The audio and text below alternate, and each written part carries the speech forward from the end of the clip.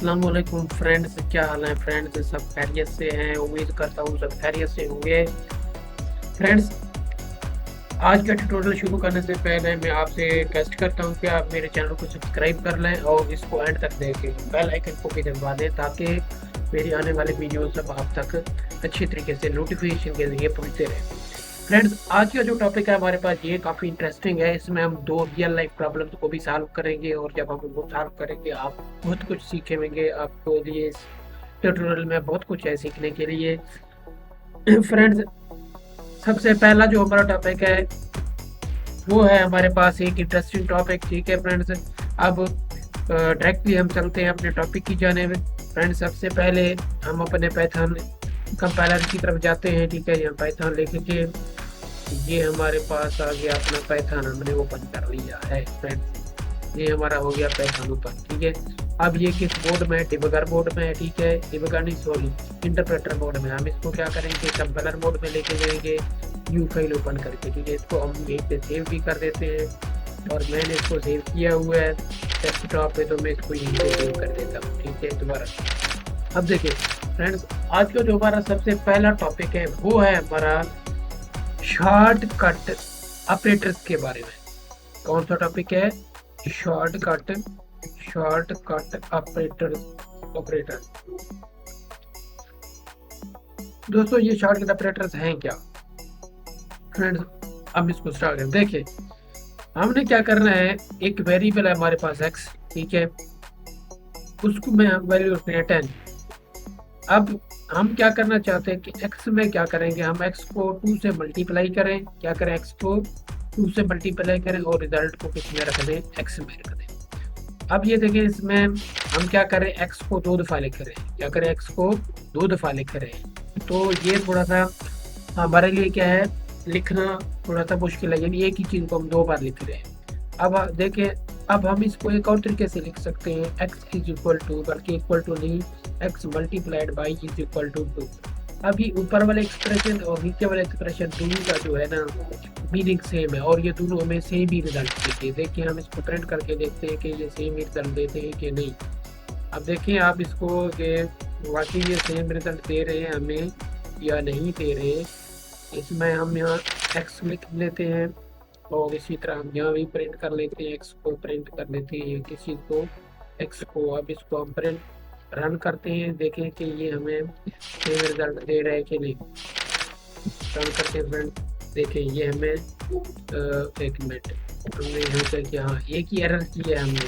ये देखिए ये क्यों आ रहा है, ये जो आप सोचें आप लोग ज़हीन है, मुझसे या तो ज़हीन है। देखें ये 20 और 40 क्यों आ रहा है? ये तो इसीलिए आ रहा है कि जो हमने यहाँ लिखा था अपना प्रोग्राम, ये देखिए इसमें क्या है कि x को 2 से मल्टीप्लाई कर रहे हैं तो यहाँ x में आ रहा है 20, फिर यहाँ 20 को वही 2 से मल्टीप्लाई क्या करें 40 आ रहा है।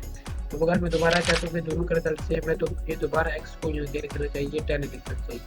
यानी हम दोबारा उसकी वैल्यू, ये पहला हमारा लेक्चर है, इसमें हमने क्या कहा था कि जब भी आप किसी वेरिएबल को कोई भी वैल्यू असाइन करेंगे तो पहले वाला वैल्यू खत्म हो जाएगा और न्यू वैल्यू उसको असाइन हो जाएगा और वो न्यू वैल्यू की तरफ रेफर कर देगा। ठीक है, अब देखें 2050 वैल्यू। ठीक है दोस्तों, ये समझ आइए। इसी तरह के बाद बहुत से ऑपरेटर हैं, शॉर्टकट ऑपरेटर, उनको हम देख लेते हैं। एक हमारे पास है कि प्लस वाला तो हो गया हमारा। अब हम देखते हैं वैसे ये क्या तरीका होता है इसमें। इसमें हम लिखते हैं वेरिएबल, लगाते हैं, फिर वेरिएबल लिखते हैं। ठीक है, तो उसके बाद हम एक्सप्रेशन लिखते हैं, एक्सप्रेशन। ठीक है, ऊपर भी तरीका बता रहा हूँ, यहाँ ऑपरेशन वेरिएबल। ठीक है, यहाँ इज इक्वल टू आपके पास हो रिमाइंडर। ठीक है, रिमाइंडर का हम क्या लें? रिमाइंडर लेके किस चीज़ के 2 के साथ, देखें reminder equal to reminder by 2, 2 के साथ रिमाइंडर का रिमाइंडर लेके रिजल्ट को रिमाइंडर में रख रहे हैं। इसी तरह आप इसको इस तरह भी लिख सकते हैं, रिमाइंडर इक्वल टू क्या लिख दें इसमें कि 2 से इसका रिमाइंडर ले रहे हैं इक्वल टू। अब ये ऊपर वाले और नीचे वाले इन दोनों एक्सप्रेशन का जो रिजल्ट होगा वो बिल्कुल सेम ही आएगा। ठीक है फ्रेंड, इसी तरह आप डिवीजन के लिए भी यूज कर सकते हैं कि वेरिएबल अगर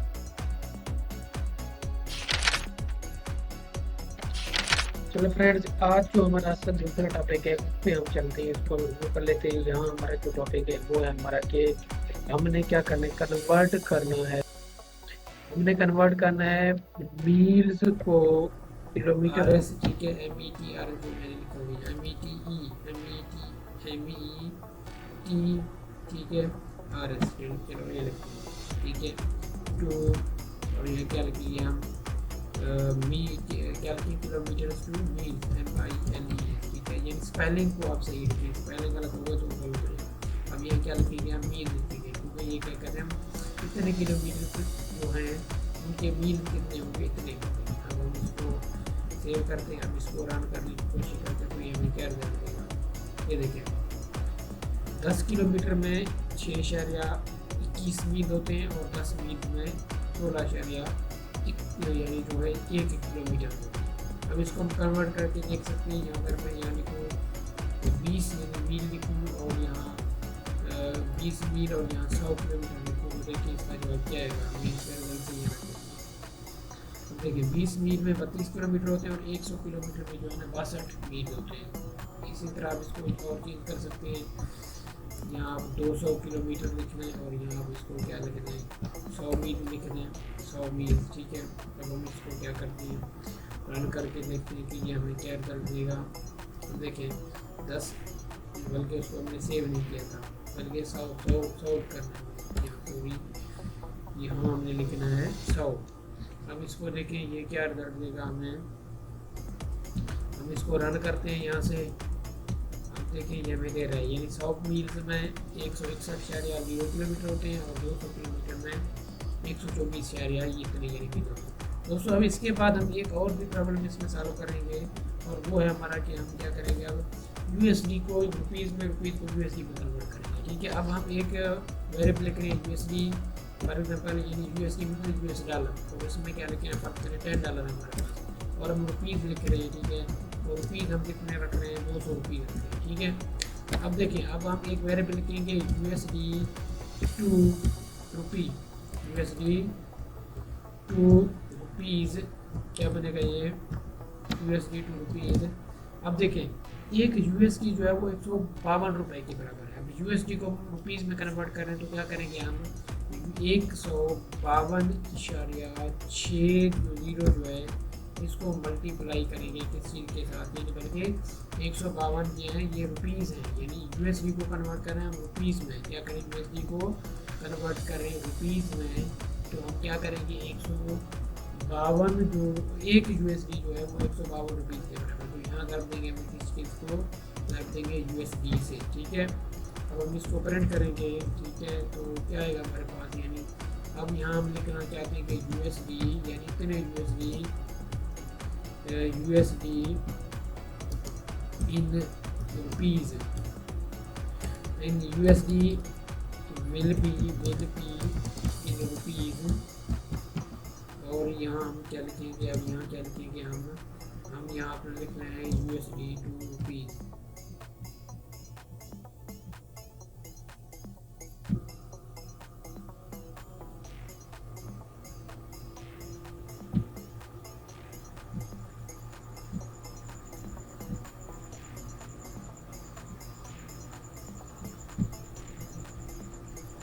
ठीक है फ्रेंड, हम क्या लिखे हैं USD टू रुपीज़ लिख रहे हैं, USD sorry for convenience USD अब इतने यानी इतने USD विल बी रुपीज़, यानी यहाँ क्या लिखेंगे USD टू रुपीज़ लिखेंगे RUPEES, ठीक है। ये हमने फार्मूला यूज़ किया है, और यहाँ हम लिख देंगे इतने रुपीज़, ठीक है, इतने रुपीज़। इसको हम रन करके देखते हैं तो क्या रिजल्ट हमें देगा ये देखिए 10 USD जो है ना वो 1526 पाकिस्तानी रुपीज़ के बराबर है। इसी तरह हम दूसरा फार्मूला लिखते हैं रुपीज़ टू USD के लिए, ठीक है। तो उसमें हम एक लिख रहे हैं rupees to USD, rupees to USD यानी US डॉलर में हम रुपीज़ को कन्वर्ट कर रहे हैं।